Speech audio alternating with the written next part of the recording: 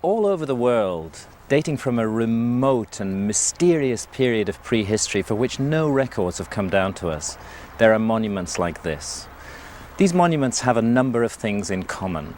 First and foremost, enormous blocks of stone, gigantic, weighing hundreds of tons.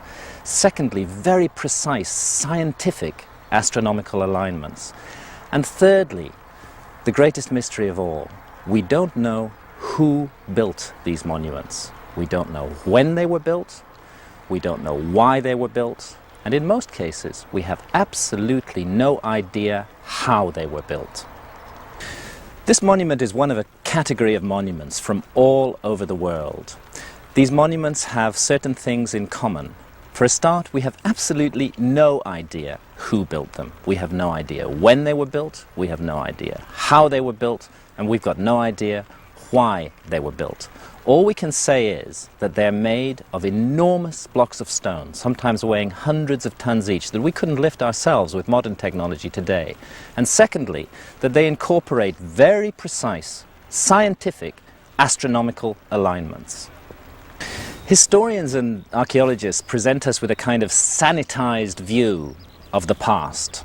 We're presented with a picture of the past as though everything's sewn up and sorted out and everybody knows exactly what's happened. But if you go into this in depth, as I have done, what you find is that these historical opinions are pure speculation. They're not based on solid evidence at all. A monument like this one, made of stone, cannot be dated by any conventional means. All you have are the opinions of scholars, and whether it's here in England or in Egypt or in South America, the problem remains the same. Massive, completely anonymous monuments about which we know nothing, around which historians and archaeologists have elaborated fanciful theories based on absolutely no evidence whatsoever.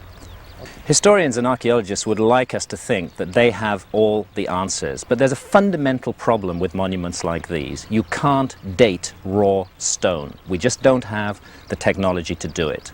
It's based entirely on the speculation of the so-called authorities in this field. And I've investigated this very closely, and I find that those speculations are based on no evidence whatsoever. All that we know about the people who built these monuments is what we can deduce from the monuments themselves. And if we look at these monuments with open minds and open eyes, we find something very interesting. Firstly, that the level of technology involved in creating them was high, the lifting and maneuvering of these huge blocks of stone. And secondly, that they incorporated fantastically accurate astronomical alignments, which could only have been the result of a very accurate observational science. So this is what the monuments tell us. They tell us that the people who built them were serious and intelligent people with a scientific outlook on life. And that's the testimony of the monuments. And no matter what the historians or the archaeologists say, the monuments continue to tell us that story. The evidence of these monuments all over the world, to me at any rate, says that we have to look at the past again, completely again, with fresh eyes. We have to take what is put in front of us and deal with it as it is. And when we do that, we find that we are looking at the works of people who are not described by the historians and the archaeologists. The historians and the archaeologists want us to be dealing with primitive savages. But these monuments were never the work of primitive savages. They were the work of scientists.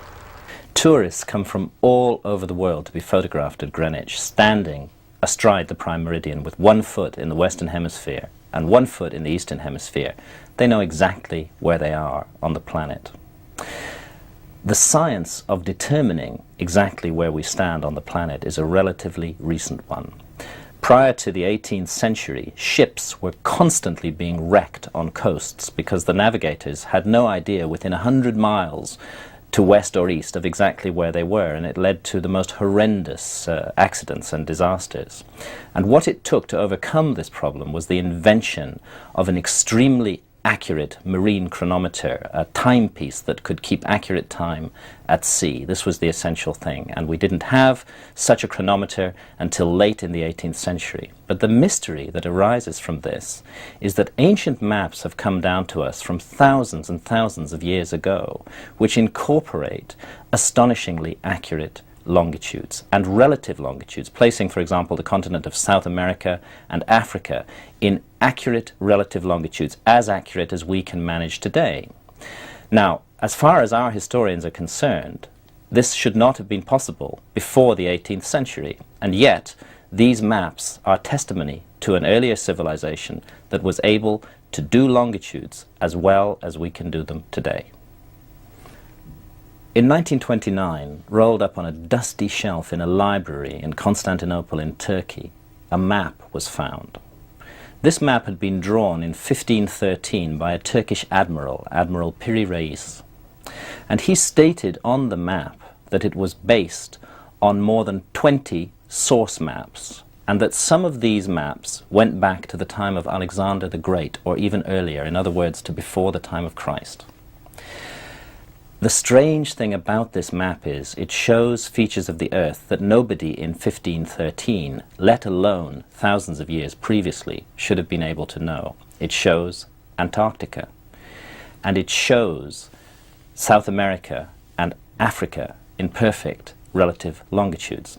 The map incorporates a high degree of geographical and scientific knowledge, and as Piri Reis himself told us, that knowledge was not his knowledge, it was knowledge that he'd borrowed and copied from earlier maps. So the mystery is, where did these source maps come from? Who charted the globe long ages ago with an accuracy that we ourselves can hardly match today? According to historians, no map should have been able to incorporate accurate longitudes before the late 18th century. Yet these ancient maps show that it was done. And this is a fact that we're confronted with, whether historians like it or not. And confronted by that fact, we have to make certain deductions from it. And the clearest deduction of all is that whoever drew up those original source maps thousands of years ago had a level of technology as high as our own. They had explored the whole globe from north to south and from east to west. They knew the exact location of all the continents and land masses, and they were able to map them with precise, accurate longitudes, which we ourselves couldn't do until at least the 18th century. So this is testimony of an advanced and as yet unidentified civilization in remote prehistory. The Piri Reis map definitely shows the northern coastline of Antarctica, of the Antarctic Peninsula, and perhaps the greatest mystery of all is that it shows the Antarctic Peninsula not as it looks today, covered by more than a mile of ice, but as it actually looks underneath that covering of ice. Now, we ourselves have only known what the land under the Antarctic Peninsula really looks like since 1958, when seismic surveys were taken across the ice cap. The mystery of this map is it shows Antarctica as it looks under the ice long before Antarctica is even supposed to have been discovered, and the Piri Reis map isn't alone. It's one of a category of maps that focus on Antarctica. The famous geographer Mercator in the 16th century provided us with an accurate map of Antarctica 300 years before Antarctica was discovered, and he too said that his information was based on earlier sources. Orontius Phineas provided a map of Antarctica showing mountains along the coast, with rivers running down from those mountains into the sea in places where huge glaciers stand today. And perhaps the most amazing map of all was drawn by Philippe Bouache, a French cartographer in the 18th century, again based on earlier source maps, which gives us an almost perfect rendering of the whole continent of Antarctica as it actually looks underneath the ice. Now, in this there lies a great, great mystery. The implications of these maps are truly enormous. We're faced with one of two propositions. Geologists tell us that Antarctica has been covered with ice for at least 3 million years. This is the orthodox geological opinion. In that case, we're obliged to accept that Antarctica was mapped accurately more than 3 million years ago, when we ourselves, as a species, are not even supposed to have existed on this planet.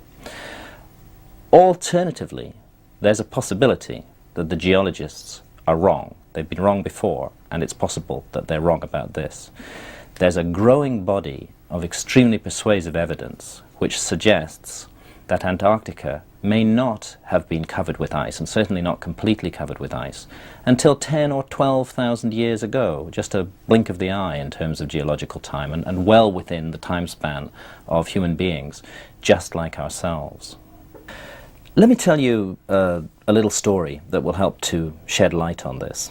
Back in 1916, a geologist called Alfred Wegener proposed what was at the time considered to be an outrageous geological hypothesis. He said that it looked to him like the continents floated around on the surface of the Earth over very long periods of time. It looked like West Africa and the east coast of South America fitted together like a kind of jigsaw puzzle. He proposed the theory of continental drift. Wegener was completely ridiculed by his colleagues in 1916. He was regarded and described as a madman. By 1960, the theory of continental drift was being taught as orthodox geology in all our schools. I tell you this story to illustrate that geology is about theories, and theories change in time. And sometimes what seem like outrageous theories get supported by later evidence. In 1953, another outrageous geological theory was proposed. It was proposed by a man called Charles Hapgood, a professor in America, and he suggested a very intriguing possibility, which is that the entire outer crust of the Earth, you know, we live on an 8,000-mile thick planet, and the crust, the hard crust of the Earth on which we all live, is only 30 miles thick. According to Hapgood's theory, this crust of the Earth can sometimes slip in one piece around the core of the Earth, rather like the loose skin of an orange moving around the fruit at the center of the orange. Now, interestingly enough, Hapgood's theory received an extremely strong endorsement at the time from one of the greatest minds of our century, Albert Einstein, who liked the physics of the theory. And I think if Einstein had lived, that we might have seen the theory of Earth crust displacement much more mainstream today than it actually is. But this theory explains how and why Antarctica could have been ice-free as recently as 12 or 15,000 years ago, quite simply because at that time the Antarctic continent was not positioned dead center within the Antarctic Circle, as it is today, but was positioned further north, about 2,000 miles further north, according to Hapgood's and Einstein's evidence, and that a massive one-piece displacement of the crust of the Earth forced that continent southwards, dead center into the Antarctic Circle, and it was only then that the 2-mile and 1-mile thick ice cover that cover various parts of it today actually began to build up. It's just possible that as recently as 12 or 15,000 years ago, Antarctica wasn't covered by ice as it is today. The evidence is mounting to suggest that Antarctica hasn't always been where it is today, that it has been shifted south into the polar latitudes where everything freezes. For example, they found fossilized forests in Antarctica. Now, you cannot grow a forest in a place that has 6 months of darkness a year, which Antarctica presently has. They've even found fossilized palm leaves there. In 1953, a very important but radical theory was advanced by Professor Charles Hapgood in the United States and immediately endorsed as to its physics by Albert Einstein, which provides an answer to all these mysteries. It suggests, quite simply, that the outer crust of the Earth can shift in one piece around the core in a dramatic and tumultuous movement that forces land masses into different latitudes, creating different climatic conditions on those land masses. A lot of people ask me what I consider to be a very intelligent question about this issue of relative longitudes and the accurate maps that have come down to us from the past. They say, if the crust of the Earth shifted in one piece, as you're arguing, how come these ancient maps are showing us the world as it looks today? Shouldn't they be showing us it as it looked before the crustal displacement? I've gone into this in great depth, and I think there's an answer to this question. What all the evidence suggests very, very strongly is that an attempt was made to remap the planet after the displacement of the crust, so that these maps have come down to us from a time when that tremendous cataclysm of the displacement of the crust was over. I think these maps were done by the survivors of a civilization that was destroyed in the displacement of the crust, and that they sought to create again an accurate picture of the world that they now found themselves living in. The issue of the displacement of the Earth's crust creates a problem in relation to the ancient maps, because the maps show us accurate longitudes as they are today. But in that problem, I think we find also the solution to the problem. We find actually a way of dating the epoch in which these maps were drawn. The evidence suggests to me very strongly that these maps were drawn up after the displacement of the crust. They were an attempt by the survivors of a forgotten civilization to give themselves again a picture of the world that they were living in as they found it after this tremendous disaster had taken place. In my opinion, this whole mystery is closely tied up and interwoven with the mystery of the last ice age, and it really is a huge mystery. Everybody knows, we all learn it at school, that there was such a thing as an ice age. And it's very clearly established in the geological record that, for example, North America was covered with ice more than 2 miles thick, as far south as the Mississippi Delta, almost into the tropics. This ice was stable for more than 50,000 years. And then suddenly, and relatively recently, 15,000 years ago approximately, it all started to melt. And within just 2,000 years, that enormous mass of ice had completely melted down. Sea levels went up 400 or 500 feet around the world. No geologist has ever been able to explain why this happened, why the Ice Age ended so suddenly. But perhaps the answer lies in the theory of Earth crust displacement. Perhaps the reason that North America was covered with that mass of ice was because at that time it was situated much more closely to the North Pole than it is today. It was then shifted south into warmer latitudes by a displacement of the crust, and that would explain, naturally, why all that ice melted so rapidly, because it was in a much warmer climate. The theory of Earth crust displacement actually explains many mysteries. It explains why there was a last ice age, it explains why the ice suddenly melted, and it explains also a very great mystery indeed, which is why we find literally flash frozen over large areas of northern Siberia and northern Canada, enormous quantities of carcasses of mammoths and other large mammals which appear to have been hit by some kind of gigantic cataclysm. The evidence suggests that that cataclysm was a displacement of the crust, which forced some areas of the northern hemisphere south. It was a kind of swiveling, turning of the outer crust of the Earth, and while some parts of the northern hemisphere were shoved south, other parts which had been in relatively warm latitudes were shoved north, much closer to the North Pole, and almost literally overnight. This is the only theory that I've come across which can explain these hundreds of thousands of carcasses of basically warm weather animals very close to the North Pole today. All in a kind of zone of death all over the northern hemisphere, northern Siberia and northern Canada, we find the frozen carcasses of hundreds of thousands of large mammal species, mainly mammoths, but also woolly rhinos and other creatures of this kind. And when their stomach contents are examined, as they have been, they're found to have been grazing on warm weather vegetation, and yet they're now positioned extremely close to the North Pole. The only theory which really explains this mystery is the theory of crustal displacement, that the land that they were on was shoved into a much colder climate very suddenly.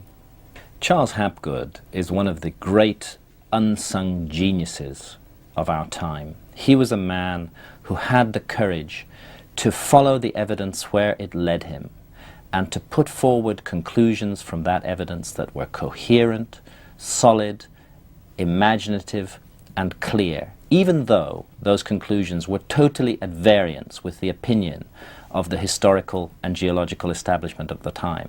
To put it simply, the man had guts. He backed his own findings with his own reputation. He was prepared to take the risk in order to get this truth out to the world, and he deserves recognition for that.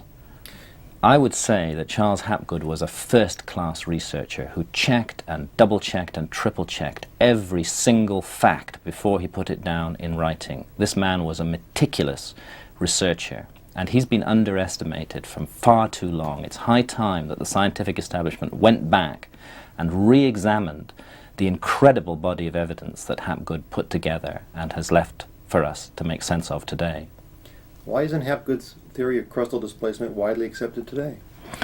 The geological establishment has a reluctance to accept new ideas. This has been the case all the way down the line. An example is Alfred Wegener in 1916, who advanced the theory of continental drift.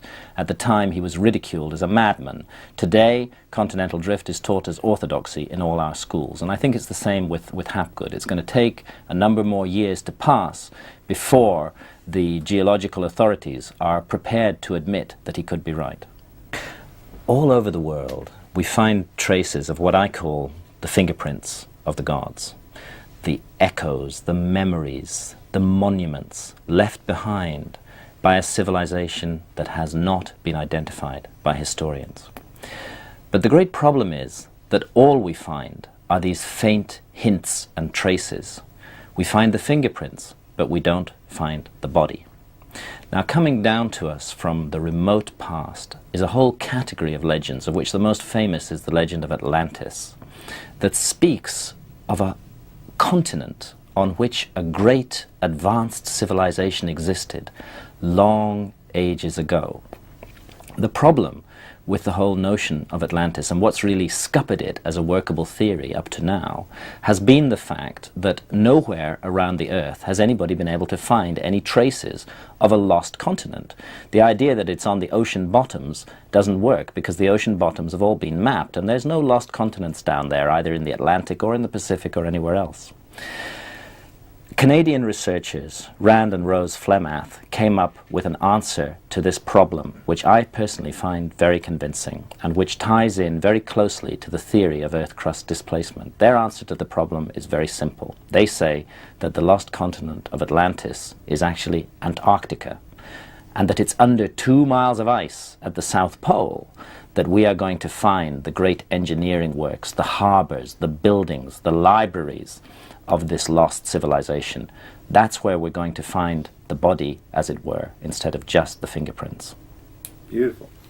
What would you like to see now? Would you like to see somebody mount an expedition and go look for it? Are we running? Yes. I think that it's very important that these ideas should be taken seriously. We're operating in the realm of theory here. This is how human knowledge moves forwards, and theories can be tested. The theory that there may be the remains of a great lost civilization lying under the ice in Antarctica is a theory that can be tested. We have the technology and the ability to do it. All that it requires is the political and economic will to go to Antarctica and to use the latest techniques to look under the ice and see what's there. I think we should look. I think the case is compelling enough to justify scientific investment in this research. All over the world there are monuments that are rather like Stonehenge. What they have in common is extremely accurate astronomical alignments, and also a tendency for them to be built out of really very large blocks of stone. In the case of Stonehenge, most of the blocks weigh under 100 tons, and we could lift those blocks today, but there are other sites where blocks of 300 or even 400 tons in weight have been built up into intricate jigsaw puzzle walls. Theories have been advanced as to how these walls were built. Most cases, those theories have been advanced by people without experience in engineering, and when you talk to engineers about putting together walls made of 300 or 400 ton blocks of stone, they'll tell you very honestly, they just don't know how it was done. What all these ancient sites say, their testimony, if you like, is that ancient man, going back thousands of years before our time, was far, far more sophisticated than we're prepared to give credit for.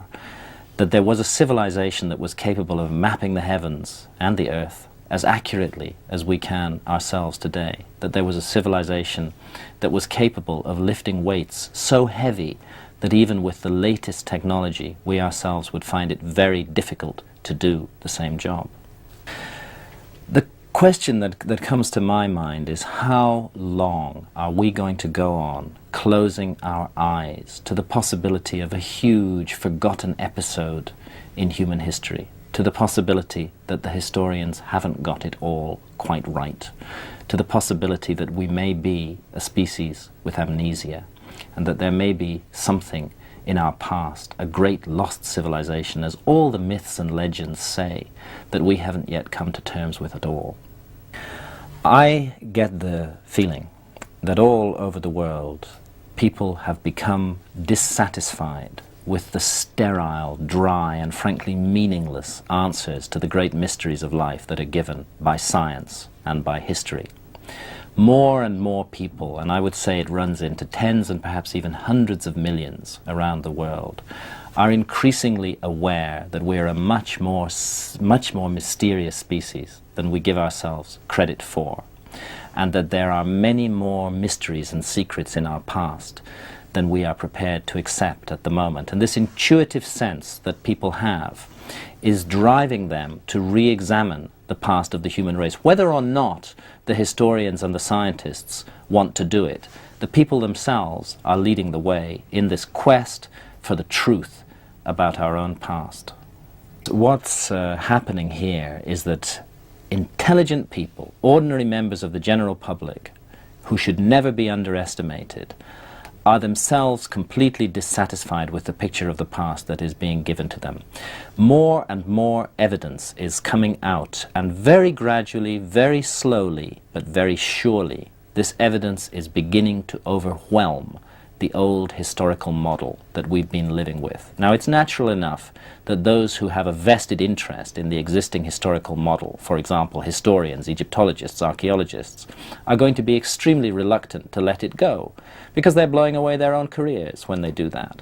And this is why the move in this direction is coming from the general public, who are seeing the new evidence, who are putting two and two together and realizing that the answers are not provided by orthodox history, and who are actively seeking for an answer to the whole problem.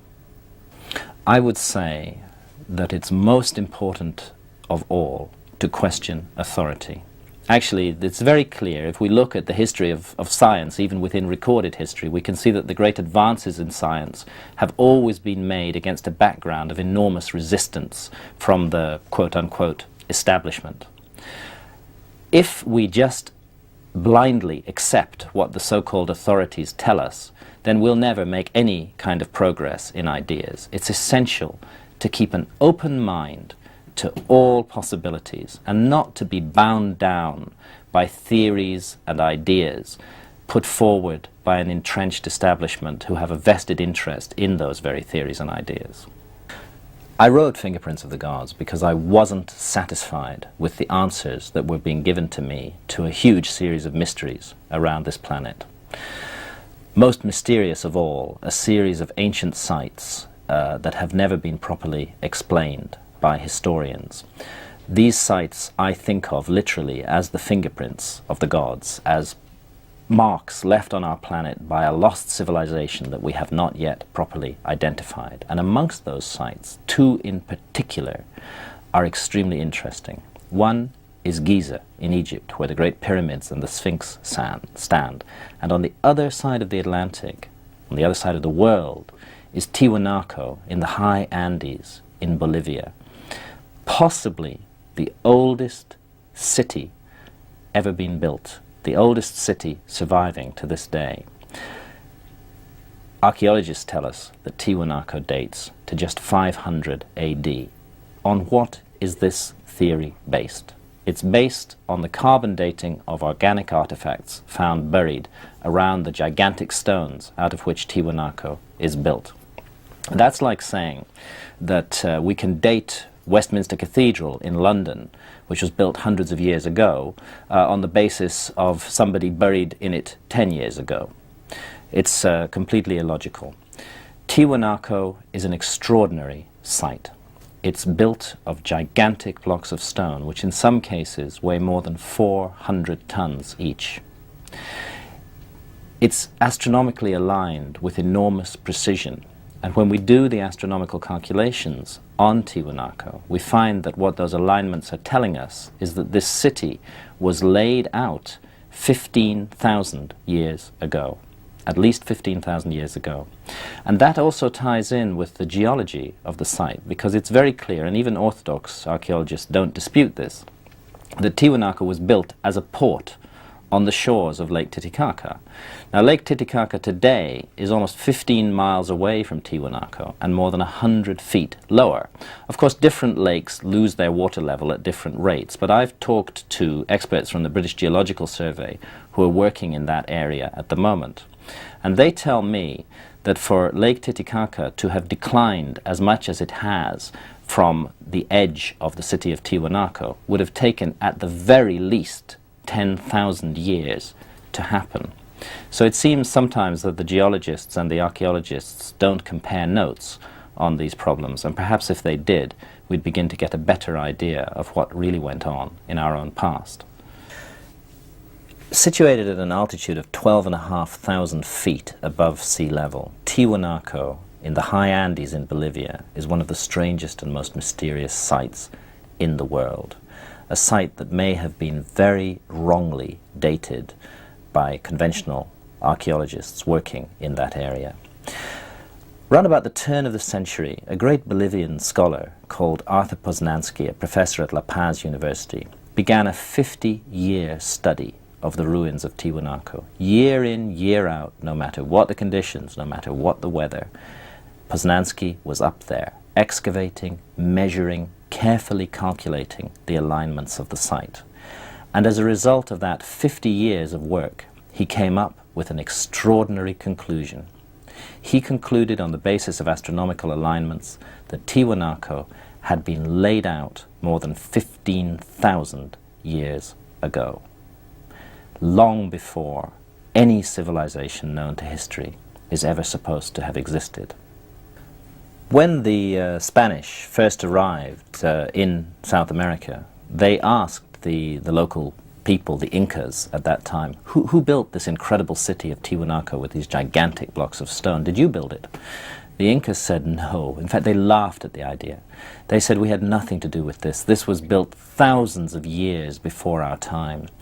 It was built, they said, by gods or demigods who they called the Viracochas, bearded, pale-skinned men who came from across the seas, they said, in a time of darkness and turmoil, when civilization had been destroyed, to restore the health of society, to bring back culture to a devastated land. And all the legends and traditions state that it was these mysterious bearded strangers, long ages ago, who built the city of Tiwanaku. The best bet is that the powerful statue, the middle of the three pillars in the subterranean temple in Tiwanaku, is an image of this bearded civilizing hero, Viracocha. Certainly the beard is very evident on the face, and the features of the face in no way resemble the features of a native of that area. He looks like a foreigner, and in fact, so much was he remembered to have looked like a foreigner that when the Spanish first arrived in South America, bearded, pale-skinned, coming from across the sea by boat, exactly as Viracocha was said to have come in all the legends, the local people at first welcomed the Spaniards, believing that they were the gods returning. But unlike the Viracochas, who brought only good things with them and who tried to create civilization and a prosperous and worthwhile society, the bearded Spaniards who came to South America destroyed everything that they found in their way. They obliterated almost all traces of the ancient civilizations that had lived in that area. They wiped clean one of the memory banks of mankind. Is the upper statue also Viracocha? It's been speculated that the statue on the side of the Gateway of the Sun also represents Viracocha. All of this is speculation because we have no records coming down to us from this period, but it is a great mystery to find on these extraordinarily ancient monuments the images of a type of people who should not have been present, according to conventional history, in the Americas at that time. Well, who was Viracocha and where did he come from? My own view is that Viracocha was one of the survivors of a great lost civilization of high antiquity that was destroyed in an enormous global cataclysm. I think there were a number of survivors, and all around the world we find memories of people like him, tall, bearded people. Quetzalcoatl in Mexico is another example. Osiris in Egypt is another example. I've made a very close study of the symbolism of all of these figures, and they have a remarkable amount in common, much more than can be explained by coincidence. I think what we're looking at here are very ancient memories of a people from a civilization as yet unidentified by history, who sought to keep the light of knowledge burning in a devastated world. It's long been noticed that there are curious similarities between the very ancient historical cultures of Mexico, of the Andes, and of Egypt, and other places around the world as well, quite distant and scattered places. And it's been suggested from time to time that maybe these have resulted from some kind of direct influence of Egypt on Mexico, or of South America on Egypt, or so on and so forth. My own view is that what we're looking at here is a common influence that touched all of these places long before recorded history began.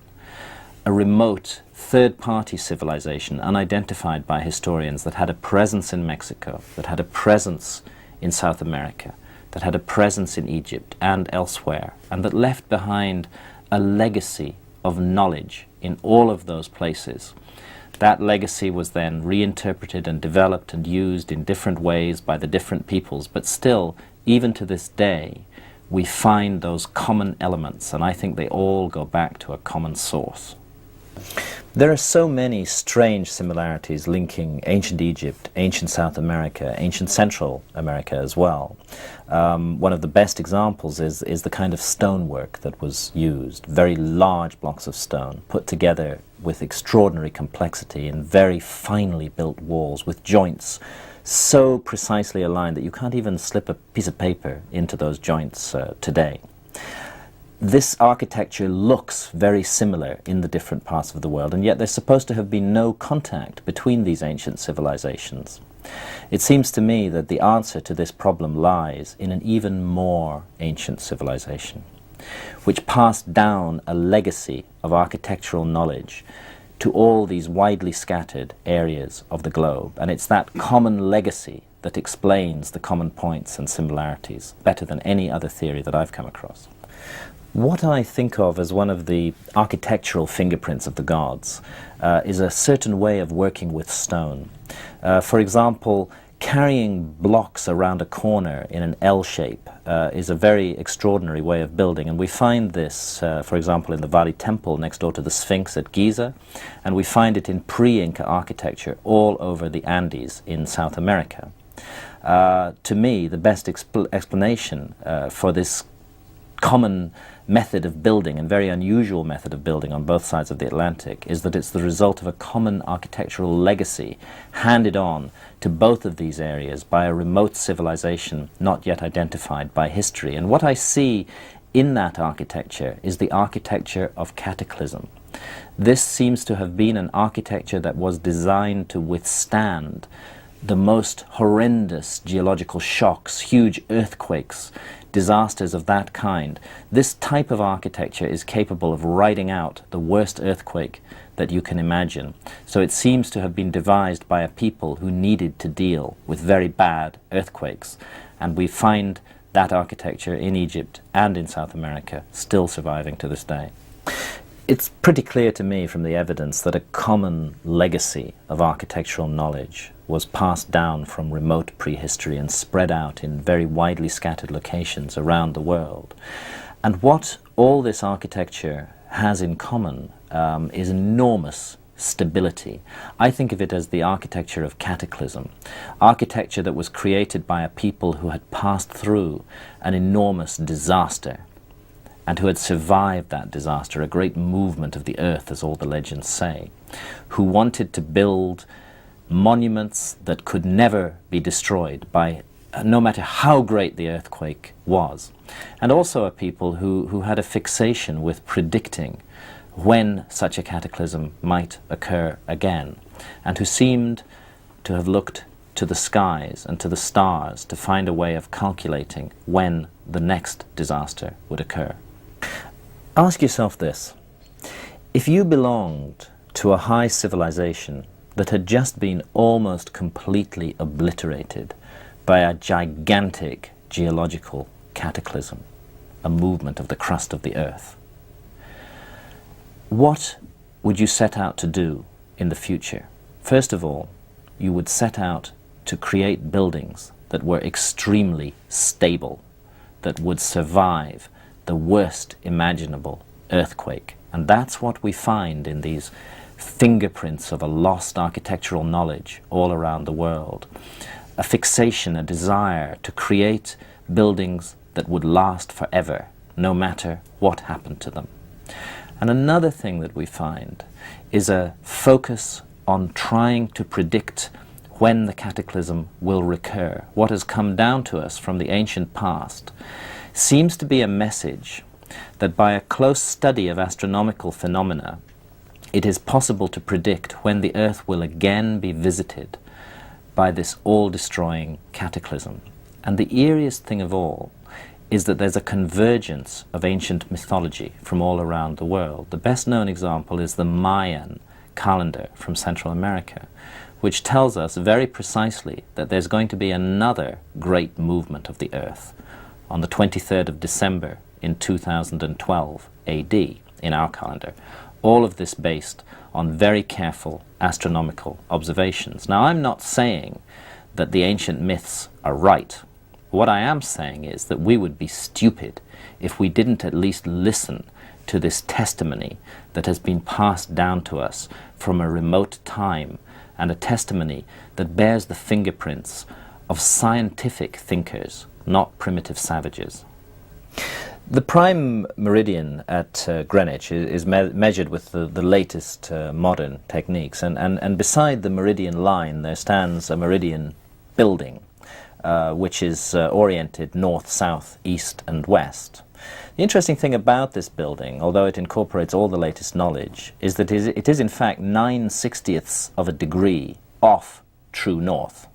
And that's about the best we can do with our culture. But if you go to Egypt and go to the Great Pyramid, which is not just any little building, which is a 6 million ton building, and which is at the very least 4,500 years old and perhaps much older, you find that it is just 3/60ths of a degree off true north. Now, what this tells us is that the people who built the Great Pyramid were people with advanced scientific knowledge, with the ability to express that knowledge with incredible precision in the most remarkable monument that has ever been built on the face of this earth.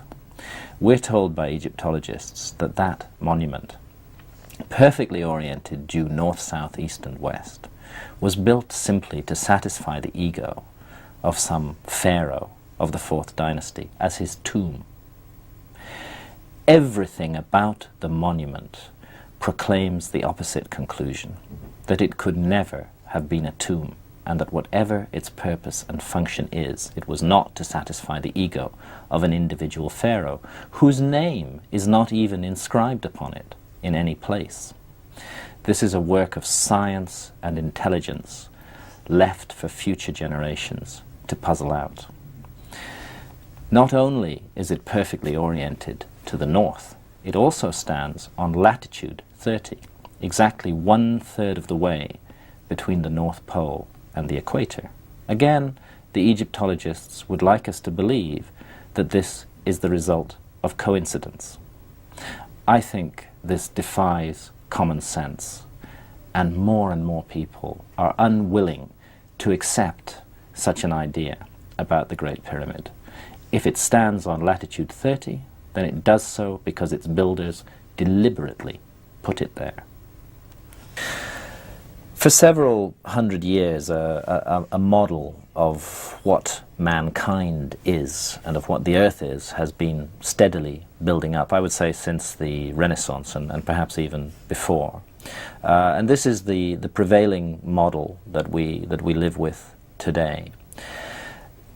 Academic specialists, whether they're scientists, physicists, geologists, Egyptologists working in the realm of history, archaeologists, all have a vested intellectual interest in the existing model, because that is what their careers are based on.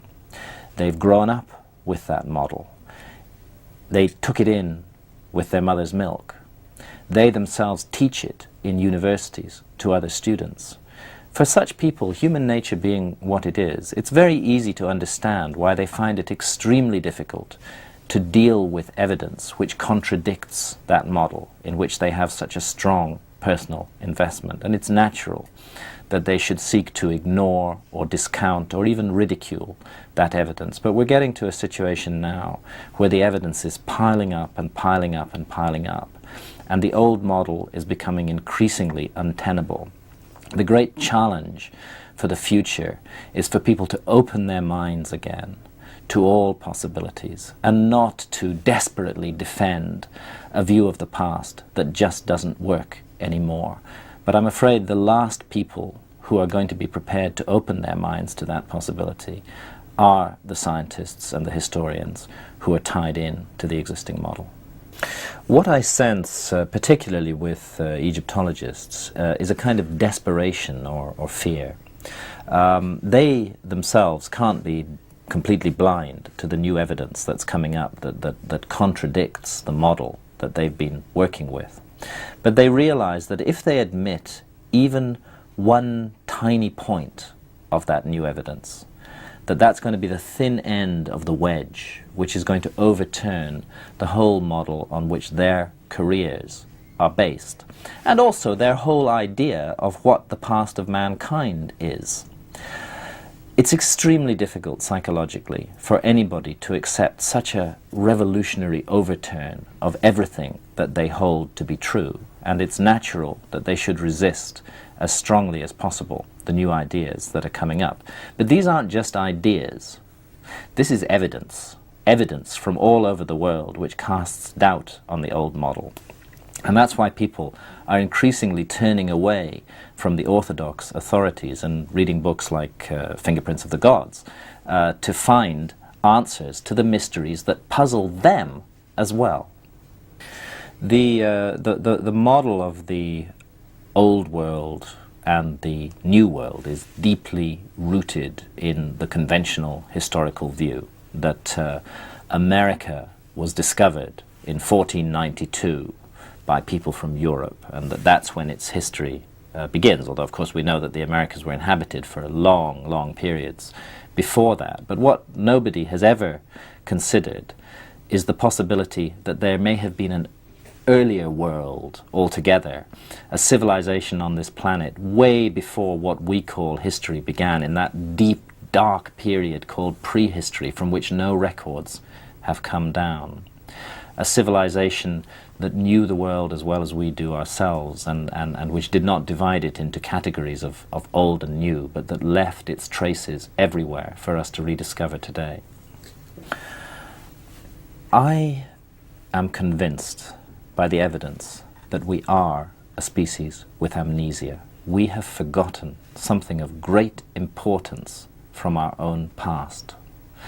And I think in that terrible forgetfulness, we may find the explanation for why we're so confused, so disturbed, so mixed up, so lacking in direction as we face the coming millennium. There's a real sense of disorientation spreading around the world. And I think the only way that we're going to overcome that is to recover this incredibly important episode from our own past that we've kind of blanked out and forgotten. When we recover it, we'll realize for a start that our civilization isn't the apex of creation. It isn't the pinnacle towards which everything has been building throughout all of geological time. Rather, it's part of an up and down, a flow in history that goes on of civilizations, that it's possible for a civilization to reach a very high level of advancement and be wiped out. This is something we've never really confronted, and we need to confront it, that a great civilization of the past was so completely destroyed that almost no traces of it are left. The same thing could happen to us. This knowledge should teach us humility. I think what has happened, and it's a process that's taken hundreds of years to come to fruition, is a growing dissatisfaction with all the old answers that have been given to us. Conventional religion no longer works. It doesn't provide us with the explanations we need to make sense of what we see going on around us. Science doesn't give us any meaning in our lives at all. It wants to reduce everything to accidental collections of molecules. There's a profound dissatisfaction with that, and a strong feeling that there must be something more, and people are searching for this. History doesn't give us the answer either. It envisages a straightforward, linear evolution of society from primitive to advanced today. And yet, all of us grew up in our childhood hearing the myths and legends of the Golden Age, and we have a sense that there may be truth in those myths and legends, a truth that history just hasn't come to terms with.